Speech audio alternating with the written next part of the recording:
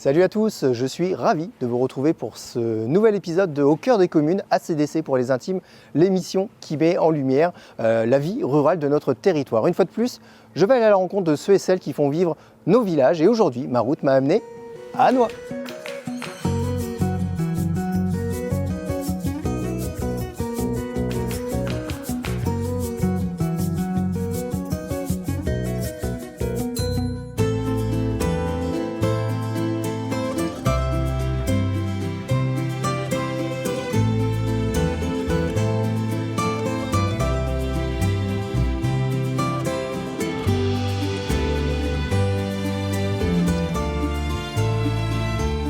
Hugues, merci de m'accueillir ici à Hannoy, votre charmant village. On est au pied de votre mairie. C'est un village qui m'est cher pour des raisons que je ne développerai pas forcément pour nos amis téléspectateurs. Mais voilà, c'est un village où il fait bon vivre, ça je le sais. Mais une question m'intrigue. Comment on appelle les habitants d'Hannoy? Les habitants d'Hannoy, on les appelle les Alnotiens, Alnotiennes. Si on reprend l'étymologie, Hannoy, son sens, ça vient de Alnus en latin. Et Alnus, ça signifie aulne. Et l'aulne, c'est un arbre qui pousse dans les secteurs humides. D'où la proximité d'Hannoy avec les marais. Donc j'allais dire, il y a forcément des marais à proximité. Ah, tout à fait, oui. Donc on a des marais, on a, voilà, géographiquement, on a quel type d'environnement encore? Donc le village se situe dans une plaine, essentiellement agricole, limitée au nord par les marais de la vallée de la Somme, qui sont en fait d'anciennes tourbières. Et au sud, si on fait 1 kilomètre au sud, eh bien, on arrive au détroit d'Hannoy, c'est un hameau, un écart, il y a environ une trentaine d'habitants qui vivent là. Et là commence le massif forestier du Coquerel. Donc en fait, on a les bois, la plaine et les marais, donc tout ça est propice à de belles balades, évidemment. J'imagine effectivement qu'ici, il y a de quoi se mettre au vert, bien se promener, parce que c'est un village typiquement rural, et je pense qu'il y a une volonté justement de garder cette ruralité bien présente au sein de la commune.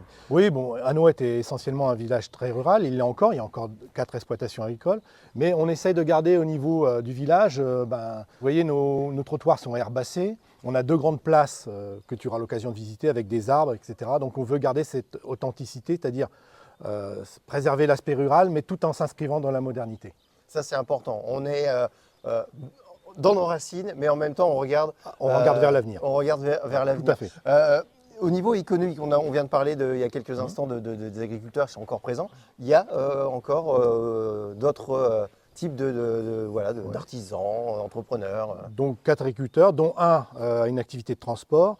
Il y a également une entreprise de curage des fossés et des marais. La proximité des marais, c'est qu'il y a un peu un marché sur ça. Et il y a également un enduiseur façadier. Et puis il y a quelques auto-entrepreneurs en couverture, en maçonnerie. Et également, il y a un gîte de tourisme. Voilà. On peut venir même se poser ici tranquillement un petit week-end. Tout à fait, il n'y a pas de souci. Alors, quand on vit à Hannoy et qu'on a des enfants, il y a une facilité, il me semble, avec la scolarisation qui peut aller jusqu'à la fin du collège. Tout à fait. La proximité avec Flaville-Martel, qui est un bourg d'environ 1700 habitants, où il y a toutes les commodités, c'est-à-dire qu'il y a les commerces, il y a les services médicaux, il y a l'école, de la maternelle jusqu'au collège. Et on a un service de ramassage de cars qui emmène nos enfants à proximité, là, à Flaville. Oui, parce que les 2 communes sont vraiment, collées, au bout de la rue de Flaville. Exactement. Quand on habite ici encore, est-ce que l'année est rythmée par des événements festifs, des moments où on se retrouve? Oui, donc essentiellement, on fête le Beaujolais nouveau. Pour les enfants, on a le Père Noël qui vient. Cette année, il est venu avec une carriole, il a fait le tour du bourg et tous les enfants étaient ravis et on a eu beaucoup de monde. On a également le repas des anciens, mais le fait le plus marquant, c'est le 14 juillet, où là, il y a un repas champêtre. Et l'après-midi, donc les jeux sur la place, ce sont des jeux essentiellement picards, et le tout est accessible aux gens danois et gratuit. Il y a une petite compétition qui se met en place entre les gens, il y a des petits challenges sur ces jeux?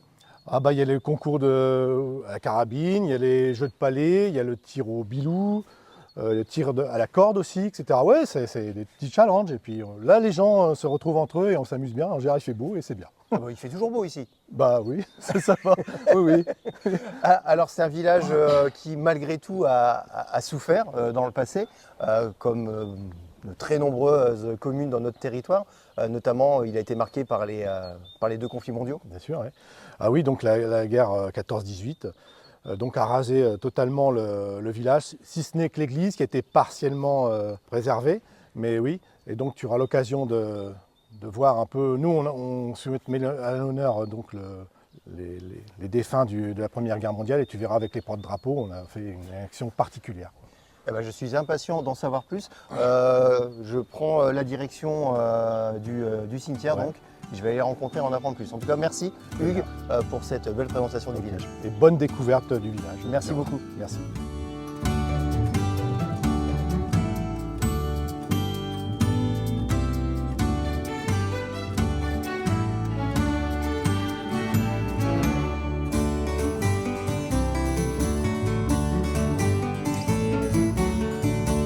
Maëlys, François, voilà, vous avez vos tenues de porte-drapeau pour m'accueillir dans ce cimetière danois et plus particulièrement dans la partie, on va dire, le carré militaire.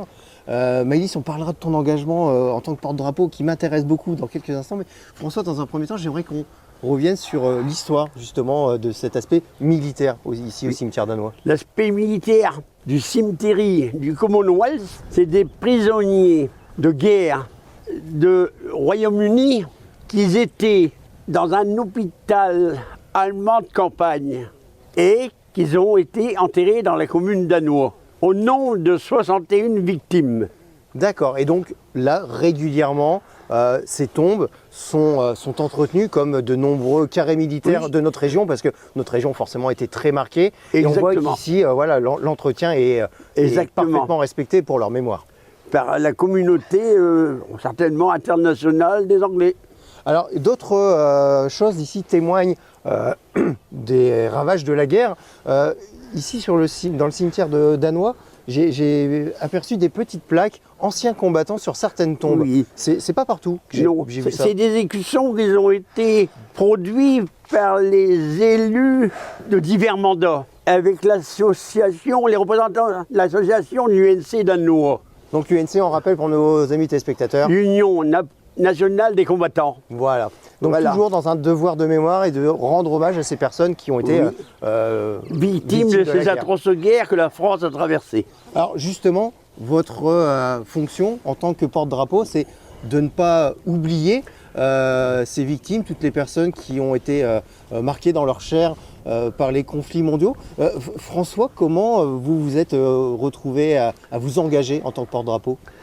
C'est suite à un remplacement de l'ex-porte-drapeau qui était souffrant et qui avait de l'âge, et je m'y suis pris. J'ai pris le plaisir à rendre hommage.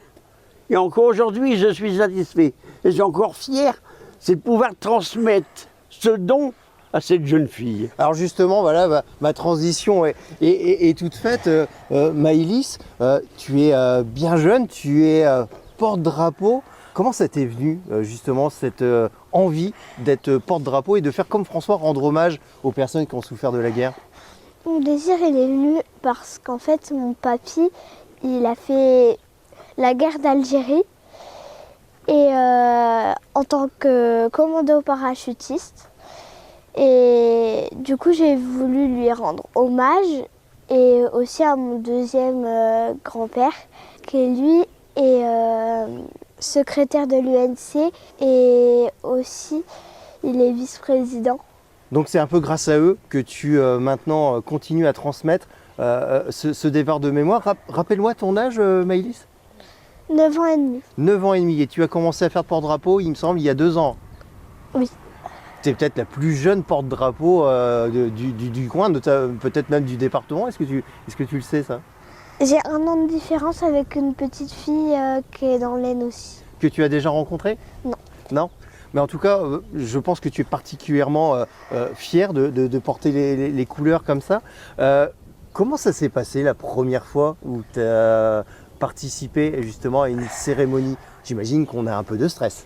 Oui, j'étais très angoissée, mais je me disais c'est bien parce que mes 2 papis vont être fiers de moi et les soldats aussi.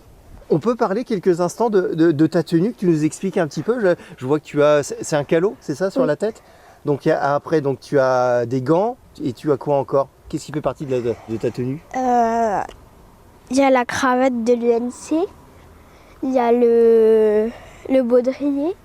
Après, il y a aussi la tenue respectée. Je vois aussi des écussons, le petit bleuet, important.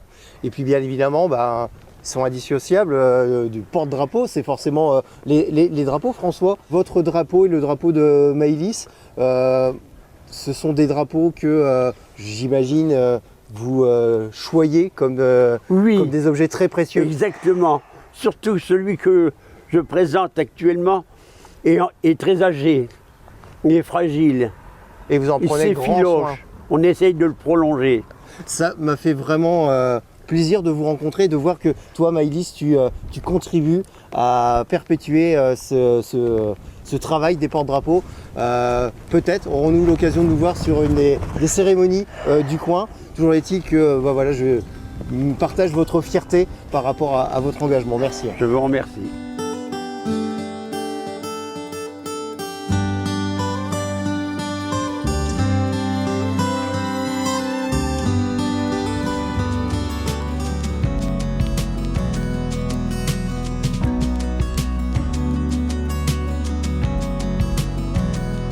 Bon Richard, je suis heureux de faire votre rencontre ici à côté de l'église Saint-Martin d'Hannoy, une église qui est un peu excentrée par rapport à d'autres églises que j'ai pu découvrir dans d'autres villages. On sait un peu pourquoi Tout à fait. Alors l'église d'Hannoy, l'église Saint-Martin, est bâtie sur des bases de l'ancien château féodal du Xe siècle. Il y avait un château ici. Il y avait un château juste à l'emplacement. Et donc cette église-là, elle est du XVe, de style romane. Et en arrière, c'est-à-dire au niveau des rois qui habitaient là, des seigneurs, et ces quatre seigneurs qui habitaient ici, habitaient principalement sur Ham, dont un seul qui habitait ici, c'est Raoul, il s'appelait. Donc l'église a été bâtie, il y a eu la guerre, elle a été fortement abîmée, réparée. Bon, la guerre, elle a fait du mal, puisque le transept sud a été fortement abîmé, le porche du 19e, pareil. Donc la reconstruction, la guerre, les vitraux complètement, on va dire, explosés. Ce qui fait qu'elle a toujours, on va dire, refait surface, quoi, avec tous les élus de l'époque et puis ceux d'aujourd'hui. Voilà. On sent que effectivement cette église a une histoire. Elle a. Oui, c'est l'église à tout le monde, on va dire. Elle a une âme. Voilà, vous m'ôtez les mots de la bouche. Voilà, on va regarder à l'intérieur, vous allez voir, elle est splendide, nichée en plus dans un écrin de verdure comme ça. C'est magnifique, quoi.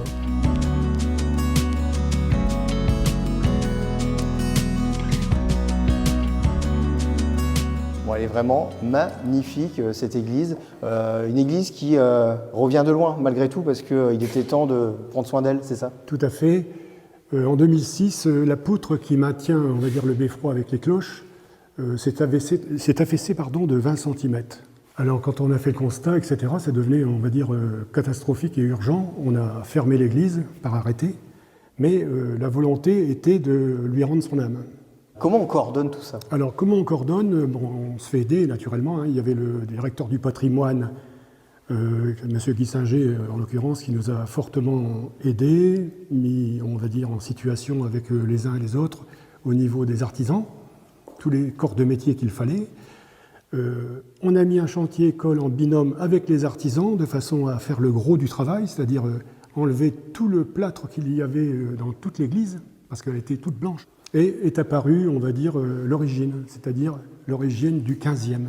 Alors quand est apparue, on va dire, cette pierre, on a été ravis parce que d'endroit à endroit apparaissait, on va dire, ce joyau. Vous voyez? Et donc, c'était un engouement supplémentaire. On avait tous, on va dire... La motivation était décuplée parce qu'on voyait ce qu'on découvrait. Voilà. Et puis, on va dire, le patrimoine qui nous suivait, on va dire, était un peu stupéfait de voir un peu... Cette richesse. Donc là, tout doucement, on se rapproche du cœur de cette église. Et là, il y a toute une histoire aussi, il me semble, par rapport à... voilà, on met le pied dessus par rapport à ce carrelage, c'est ça, Richard? Tout à fait. Alors, le carrelage était fortement abîmé. Donc, en creusant à 60 cm, on va dire, de profondeur, on s'est aperçu qu'il y avait un carrelage. Alors, 60 cm sous nos pieds. Voilà, il y avait ça. Il y avait ça. Alors, tout a été enlevé les unes derrière les autres, gratté, mis on va dire, en sécurité dehors. Et puis, avec les maçons, des compagnons, on s'est aperçu qu'on pouvait faire quelque chose, on va dire, quelque chose comme il y avait avant, dans l'histoire. On avait des fonds baptismaux du XIIe qui se trouvaient nichés à l'entrée là-bas, avec un drap dessus et puis oubliés. Un petit peu, voilà, oublié. Oubliés. Alors on a pensé tout de suite avec, on va dire, le patrimoine qui nous aidait aussi pour restaurer tout ça, une proposition de le mettre au cœur. Et on a l'impression, arrêtez-moi si je dis une bêtise, mais là on a un magnifique carré qui semble totalement adapté à accueillir ces fonds baptismaux. C'est une coïncidence. Voilà. On a les finalités, on connaît l'histoire. Oui, l'histoire, on va dire peut-être que... Alors, les fonds baptismaux, on ne sait pas pourquoi ils sont là. En réalité, d'après le directeur du patrimoine, ces fonds devaient être à une basilique, une cathédrale, soit à Laon, Amiens ou Reims peut-être. Ils sont là. Et on ne sait pas pourquoi. À Anois, on ne sait pas pourquoi. Donc, avec le prêtre de l'époque, c'était d'accord de le mettre au centre. Alors il fallait trouver une solution pour faire la messe. Et donc là, je pense que la solution a été trouvée. C'est peut-être ce morceau de bois idéalement découpé pour ces fonds baptismaux. Tout à fait. Alors avec la Dermas, on a réalisé, on va dire, ce beau plateau en chêne octogonal qui correspond parfaitement, disons, aux fonds baptismaux. Alors quand il y a baptême, on l'enlève, et quand le prêtre fait son office de messe, on le fait dessus. Voilà. On est fiers de son église à Anois. Ah oui, tout à fait. Et d'ailleurs, à l'inauguration le 17 octobre 2009, c'était, on va dire, tous les habitants étaient là, quoi. Et je pense qu'au niveau de mes 4 mandats de maire, c'est le plus beau des mandats. C'est celui qui restera à jamais. Voilà, tout à fait.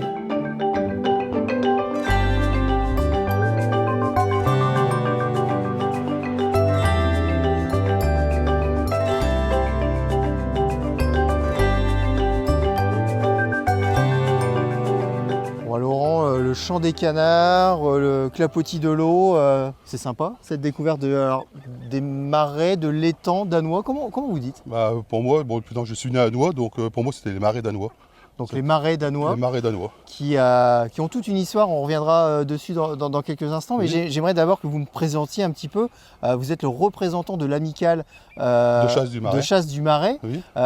C'est quoi l'histoire de cette amicale C'est une amicale que j'ai toujours voulu quand j'étais jeune. Je voulais louer les terres de la commune, et j'ai arrivé à louer les terres de la commune il y a une quinzaine d'années. C'est un rêve d'enfant qui s'est concrétisé? J'ai été content de réaliser cet objectif, oui.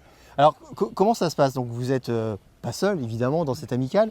J'imagine que c'est une bande de copains qui viennent pour la chasse, mais qui viennent aussi faire de l'entretien parce que voilà, c'est magnifique, c'est beau comme tout, mais ça demande du travail. Bien sûr, la chasse, elle dure en gros 6 mois dans l'année, mais il y a 6 mois de travail en plus, donc c'est toute l'année qu'on s'occupe de l'étang. Ça se mérite? Et ça se mérite. Les nuits sont agréables.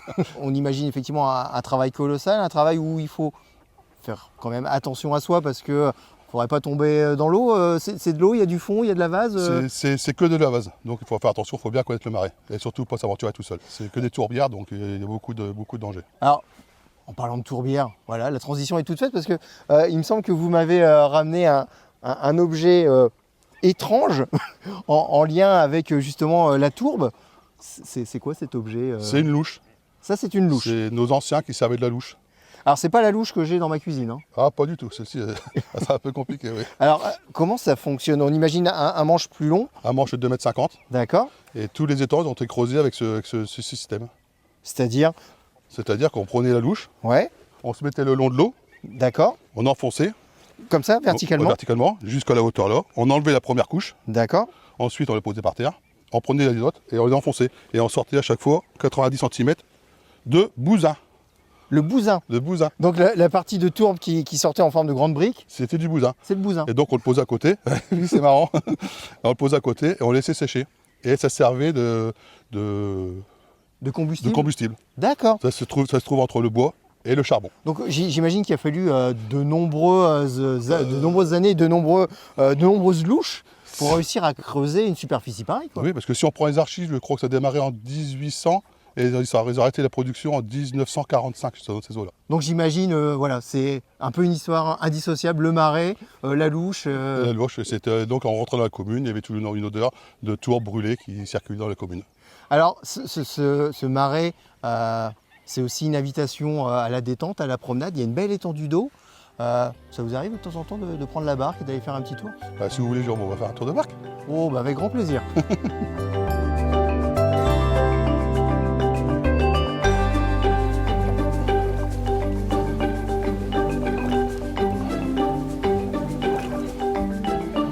Bon, j'imagine que c'est pas tous les jours que vous prenez la barque quand même pour aller comme ça Surtout dans, vous mettre au soleil. surtout dans un soleil pareil. Eh, on est vraiment bien ici. C'est ce que je ressens, moi, depuis que je suis arrivé ici, c'est une zénitude, un espace où on se détend. C'est ce que vous venez chercher ici? On décompresse. Ouais. On est tranquille, on est en famille, avec les enfants, d'ailleurs qui chassent, les 3. C'est une histoire de génération, de transmission aussi. Oui, c'est une histoire de transmission. Ouais. On est tous chasseurs dans la famille. Les filles comme les garçons. Ah, et c'est ça qui est étonnant.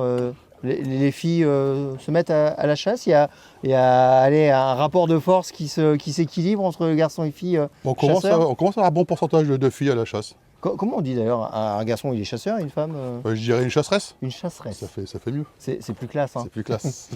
Alors donc, tous ces moments de convivialité, c'est ce que vous venez chercher, c'est ce que vous partagez. Là, on est au beau jour, mais il me semble que même l'hiver, ça vous arrive de venir et puis de faire des petites fêtes et de passer des bons moments ici. oui, on peut faire Ouais. des fêtes en famille. On a déjà fait des fêtes en famille à copains, passer des réveillons. Carrément le nouvel an ici? Le nouvel an ici, ouais. Tout le monde ensemble. Là, juste à côté de nous, il sert à quoi celui-là là? Ça, on appelle ça une blette. C'est pour attirer les autres canards. Les D'accord. canards sauvages qui viennent à côté, ça les attire. Et il est bien calme en tout cas. Et il ne bougera pas, celui-là de l'intersaison, il ne bougera pas, je pense pas. Et donc, j'en ai vu plusieurs comme ça à côté de la hutte. C'est vous qui les disposez comme ça Ils sont disposés par rapport au vent. D'accord. C'est suivant le vent, on dispose des blettes pour faire des paquets, pour que les canards, ils voient, les sauvagines, pardon, Ouais. ils voient de loin. Ok. Donc en fait, c'est pour dire, voilà, il y a de la masse, Voilà. venez ici les copains, et puis... On va faire un tour. Et après, le fruit de la chasse, ça se partage aussi. On partage. cuisine, on fait des terrines, on fait des pâtés, C'est on le fait but. des gueuletons, C'est le but, faire C'est des ça gueuletons. passer des bons moments Des bons ensemble. moments ensemble. Ça, j'ai bien compris que c'était... C'est le Vraiment principal. L'après-chasse, c'est pratiquement mieux que la chasse. Bon, là, on est sur l'avant-chasse. On continue à avancer encore un petit peu pour voir si de l'autre côté tout va bien au niveau de l'étang. Oui, on va continuer. Allez, c'est parti. On y va.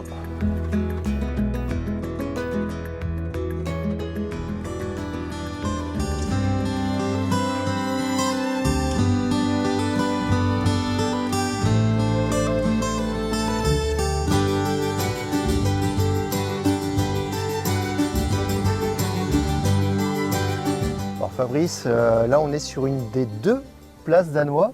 Annois, petit village qui a néanmoins deux places bien verdoyantes. Deux belles places verdoyantes, évidemment, comme tu peux le constater, entre les arbres qui ont déjà une trentaine d'années, notre marronnier centenaire, Plus que centenaire peut-être même. peut-être même, voilà. Et puis ce que tu as en face de toi, là, des jeunes arbres plantés en 2020.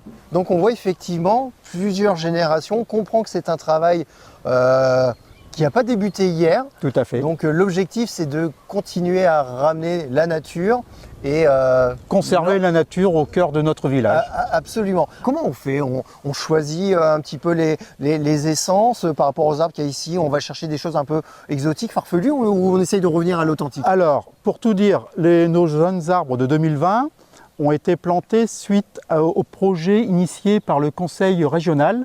C'était 1 million d'arbres. Donc 1 million d'arbres avec des espèces endémiques, charmes, hêtres, Propres à chênes, notre territoire. propres à notre territoire, tout à fait. C'est un travail pour les générations futures, forcément on pense à l'avenir. Tout à fait. Et puis on va dire aussi des générations de personnes qui viennent de l'extérieur. Alors, une petite anecdote tout simplement. L'été dernier, des jeunes de Massy, en banlieue parisienne, sont venus faire un périple sportif entre Massy et Saint-Quentin sur plusieurs jours. Et ils se sont arrêtés là un après-midi. Il faisait grosse chaleur, ils se sont mis sur les bancs, à Bien l'ombre à des l'ombre. arbres, bien à l'ombre.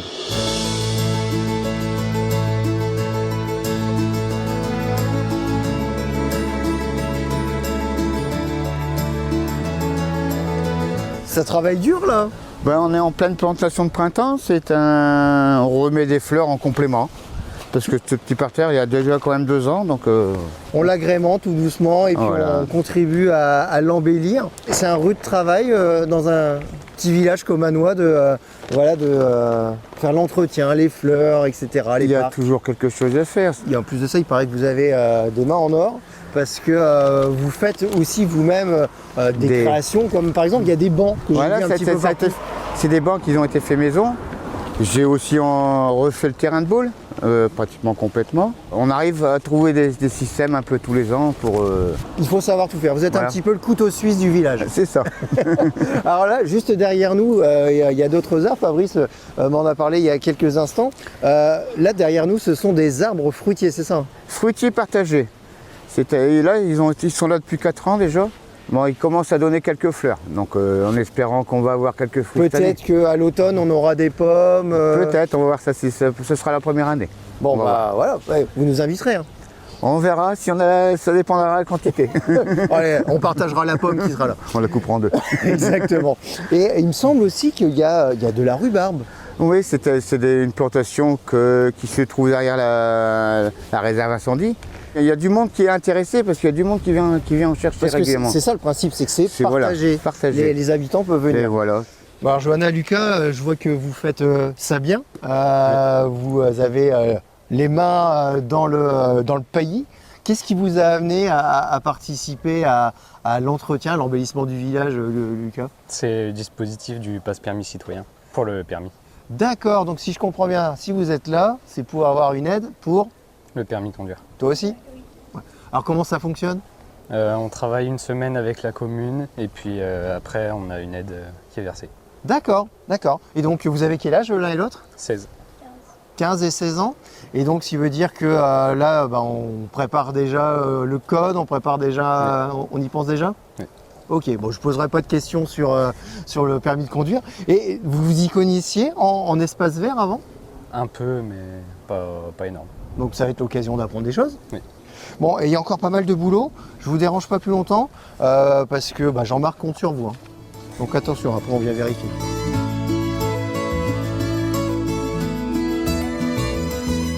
Alors c'est vraiment un chouette dispositif, ce qu'il met en place pour aider ces jeunes à financer leur permis.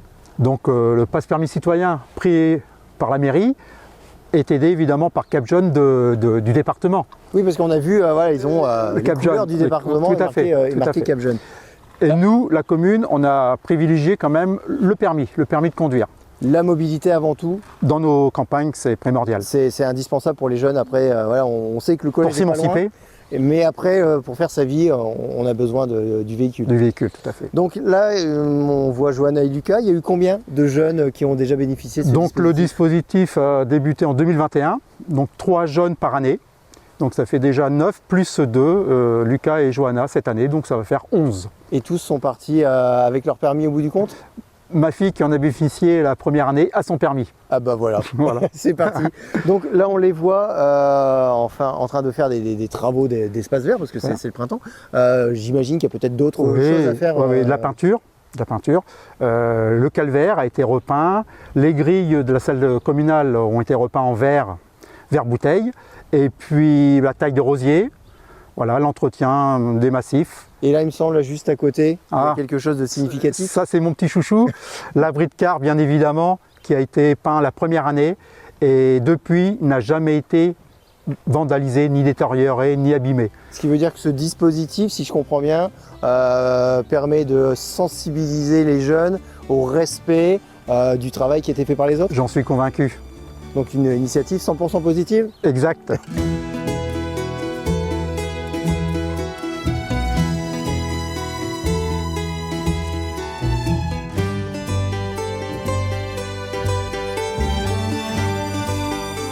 Loisir. Et j'ai une lettre qui compte triple, Rachel. Oui, c'est bien. Voilà, c'est mon loisir de faire des jeux de société. pour vous aussi, Moi aussi. Rachel? Moi aussi, j'adore ça. C'est pour ça que je viens le jeudi d'ailleurs. Alors, qu'est-ce qui se passe ici à Hannois au niveau des jeux? Alors, chacun vient avec ses jeux et chacun fait ce qu'il veut. Voilà. On peut très bien jouer au Scrabble, au Triomino, aux cartes.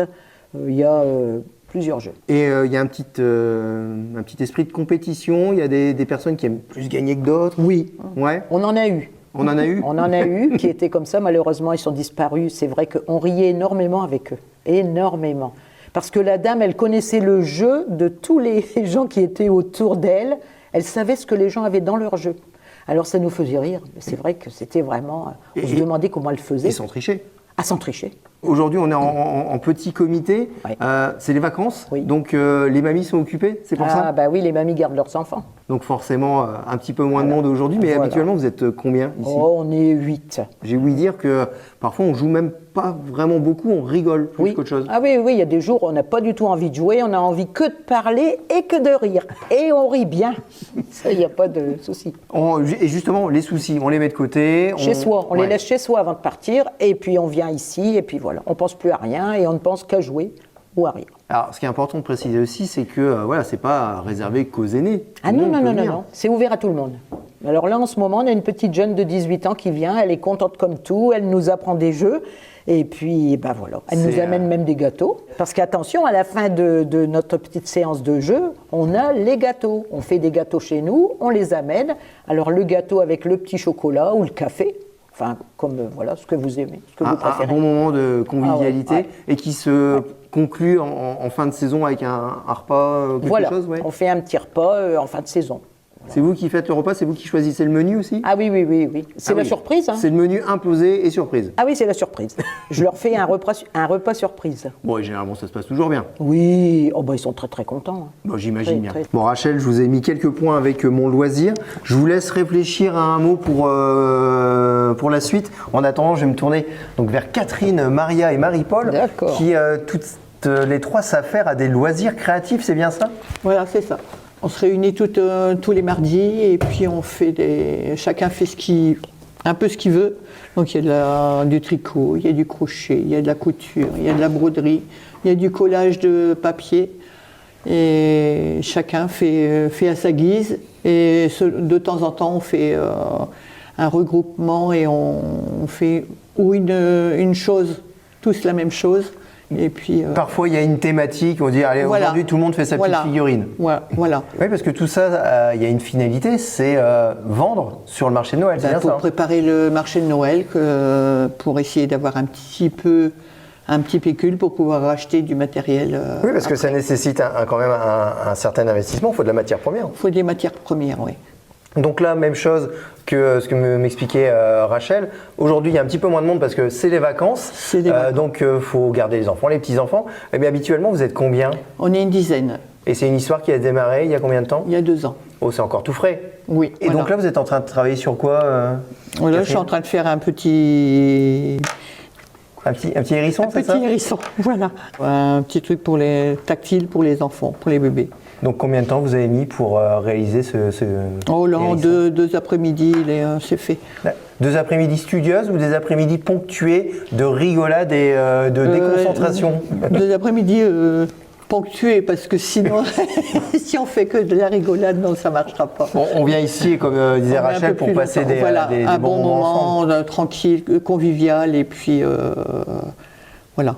On laisse les soucis de côté. Les soucis de côté. Et puis voilà, on vient travailler. Pas de commérage, pas de machin, c'est juste pour on vient travailler à ses créations le plaisir d'être ensemble.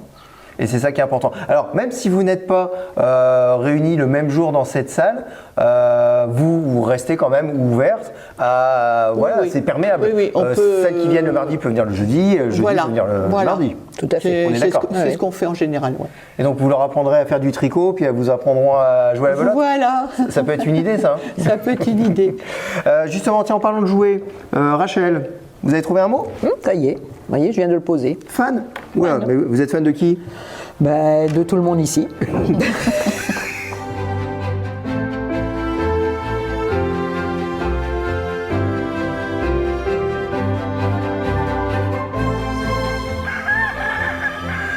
Et voilà les amis, c'est ici sur une des places du village et avec le chant du coq que s'achève ma découverte de cette charmante commune danoise. J'espère que vous avez passé tout comme moi un agréable moment en compagnie de tous ces habitants qui ont partagé avec moi l'amour de leur commune. N'oubliez pas que vous pouvez voir et revoir nos précédentes émissions sur les réseaux sociaux. Et quant à moi, je vous dis donc à très vite au cœur des communes sur ma télé.